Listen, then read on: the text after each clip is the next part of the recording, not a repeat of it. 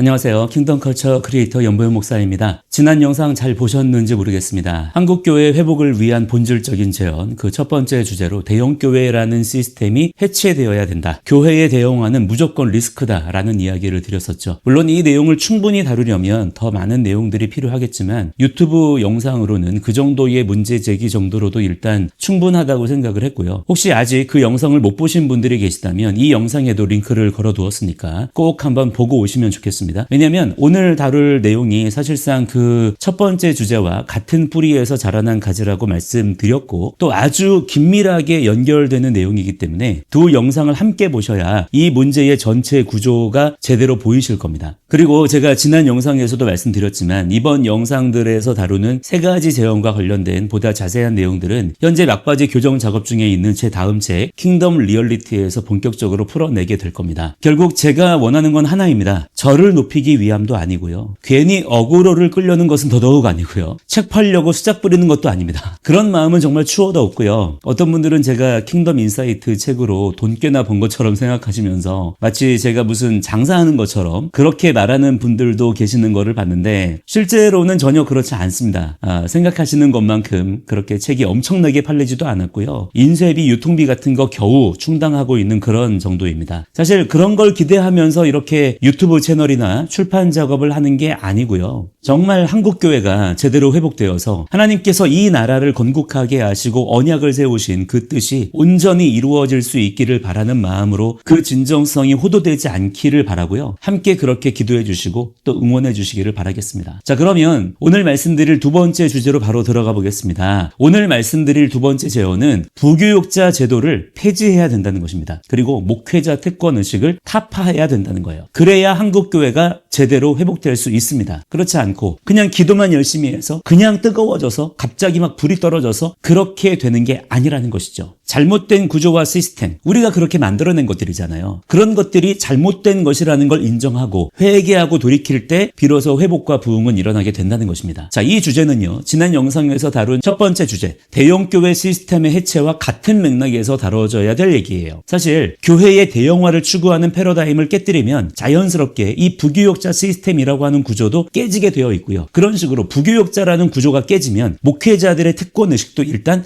상당 부분 정리가 될 겁니다. 그래서 이 두 가지 문제는 사실 하나의 뿌리를 공유하고 있다고 보시면 될 것 같아요. 저 역시 부교육자 생활을 길게 거쳐왔습니다만 냉정하게 말씀드리면 이 부교육자 제도라는 게 사람을 더 높이는 시스템이에요. 그래서 이 기간 동안 목회자로서의 사명감이 고취되거나 사역적인 역량을 배우기보다는 잘못된 관습이나 줄서기를 배우는 경우가 훨씬 많습니다. 오히려 부교육자라는 시스템 안에서 여러 잠재력 있는 젊은 사역자들이 그냥 담임 목사들의 수행 비서나 조직원처럼 그냥 그렇게 소진되는 경우들이 지금 얼마나 많은지 몰라요. 각자가 하나님 앞에서 부름받고 가졌었던 그 뜨거운 열정과 각자의 역량들이 부교육자라는 수동적인 직함 아래에서 그냥 소멸되어 버리는 것입니다. 사명자가 아니라 담임 목사의 지시만 기다리는 마치 무슨 직장인이나 공무원처럼 변해가는 것이죠. 그러면서 다들 똑같은 천편일률적인 목회 패턴이 답습되는 것입니다. 더 심각한 것은 이러한 수직적 구조가 자연스럽게 목회자 우상화를 낳는다는 것입니다. 언제부터인가 한국교회 안에는 목회자와 일반 교인들을 계급으로 나누어서 대하는 보이지 않는 일종의 카스트 제도가 자리 잡았어요. 이건 거의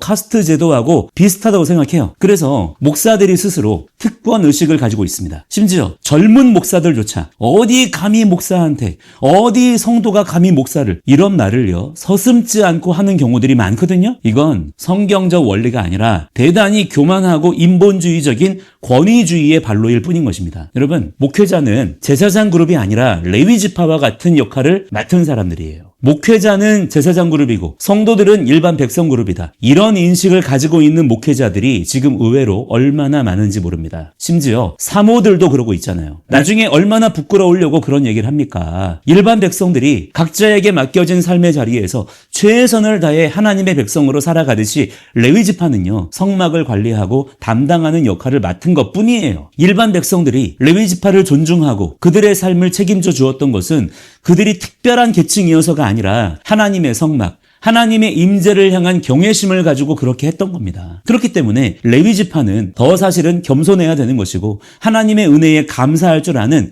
그런 삶을 살면 되는 것이지, 그들 스스로 높은 자리에 올라가서 목이 곧은 것처럼 그렇게 거드름을 피울 만한 아무런 이유가 그들에게 없다는 거예요. 그런데 이런 잘못된 마인드가 목회자를 성역화하고 부교역자들을 마치 조직원이나 수행 비서처럼 부리는 그런 기형적인 문화를 만드는 것이죠. 그러면서 부교역자들도 결국에는 나도 나중에 저렇게 될 거야, 이런 꿈을 꾸는 거예요. 그런 것들이 만약에 자기 목회 사역에서 제대로 실현이 안 되면 분노 감정과 질투, 맹목적인 비난 같은 것들로 거꾸로 표출이 되는 겁니다. 그래서 목회자들이 더 주님 앞에 정직하고 뜨거운 예배자가 되기보다는 그 안에서 스스로 골마 터지면서 홈리와 비나스 아시죠? 그런 식으로 병들어가는 경우들이 정말 얼마나 많은지 모릅니다. 그러나 그것이 단지 그분들 개인의 책임만이라기보다는, 물론 개인의 책임도 회피할 수는 없겠지만요, 그죠? 사실 어쩌면 구조적인 문제들 속에서 계속 이런 일들이 반복되고 있고 심지어 전통과 관습처럼 계승된다는 거예요. 그런 것들이 아무런 문제의식 없이 그냥 대물림이 되고 있는 겁니다. 그런 식으로 목회자가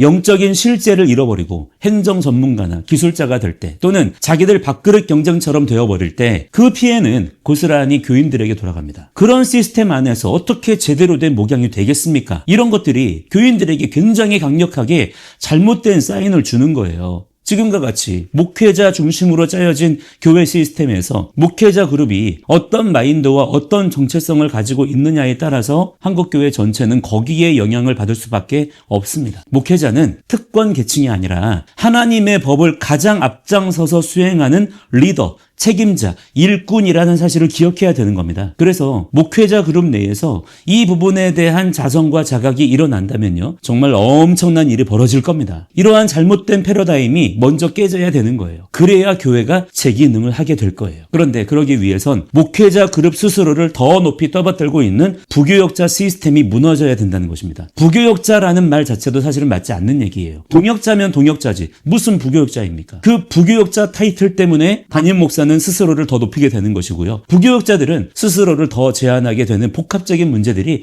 계속 생겨나고 있는 거예요. 그렇다고 지금 부교역자로 있는 분들이 전부 다 담임 목사로 쏟아져 나오면 해결되는 일이냐? 그런 식으로 단순한 문제가 아닙니다. 그렇기 때문에 가장 먼저는 무엇보다 지금과 같은 대형 교회의 하드웨어 중심 패러다임이 먼저 깨져야 된다라고 말씀을 드렸던 거예요. 건물들을 당장 때려 부수라는 게 아니고요. 그 지향점이 바뀌어야 된다는 것이죠. 우리가 무엇을 쫓고 있느냐? 그 방향성이 달라지면 아마 여러 가지 문제들이 연쇄적으로 그렇게 바로 자리를 잡을 겁니다. 그렇게 그 방향성이 달라지면 그 안에 자리 잡고 있는 부교역자 제도도 목회자 특권 의식도 비로소 자연스럽게 무너져 내릴 수 있다는 것이죠. 자, 오늘은 여기까지입니다. 한국교회 회복을 위한 두 번째 제언, 부교역자 제도 폐지와 목회자 특권 의식 타파에 대해서 말씀드렸는데요. 이거 반드시 해결돼야 됩니다. 결국 한국교회 안에서 이 조직화된 목회자 그룹과 보이지 않는 카스트 제도가 무너지지 않는 한 어떤 부흥을 기대할 수 있겠습니까? 어떤 식의 외침도 그 위에서는 공허할 수밖에 없습니다. 모든 성도들과 목회자가 함께 하나님의 백성으로 서는 그 자리로 돌아가야 됩니다. 그래야 교회가 비로소 교회다워지는 거예요. 다음 편에서는 마지막 세 번째 제언을 다루게 될 텐데요. 이번에는 하드웨어가 아닌 소프트웨어에 해당하는 부분,